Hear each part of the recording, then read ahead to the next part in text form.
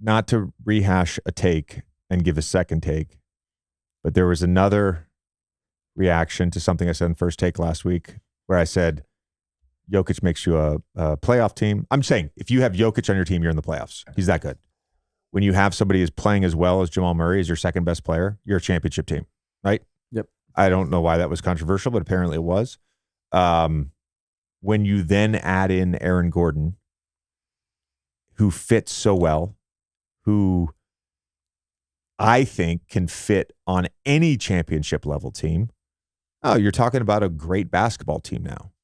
And this is what look, whether it's Calvin Booth, Tim Conley, the way they've built this team through the draft, timely trades, KCP, Aaron Gordon, finding valuable players at a low cost in free agency, Bruce Brown, adding someone late in the first round, Christian Brown this year.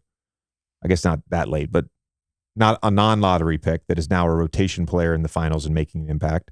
The way they built this team is the blueprint. Like, there's a number of teams that have done this. I'm not saying they're the only team that has done this in the last 10 years, but to me, especially as we go into the new CBA, this is how you have to build a roster now. I was meaning to bring this up with Doris the other day. Do you think that this team, when I was sort of talking about the philosophical changes that the league are probably going to make around the emergence of this, what the next couple of years are going to look like for them, are we fully in the end of the super team era?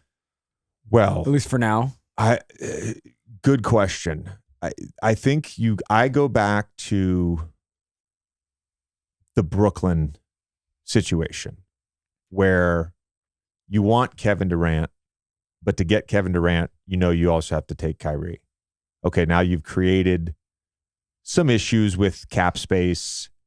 Then all of a sudden you have a chance to trade for James Harden. You're going to deplete your depth, but you have a chance to have 3 of the 10 or 15 most talented players in basketball on the team.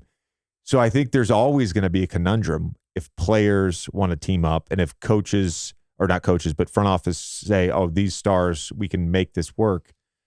But there's always going to be a trade-off. There's always going to be a trade-off. You're giving up future assets, right, to get star players. You're giving up roster flexibility because you're going to lose out on any sort of cap space, particularly with this new CBA and the second apron, which essentially makes any sort of transaction nearly impossible.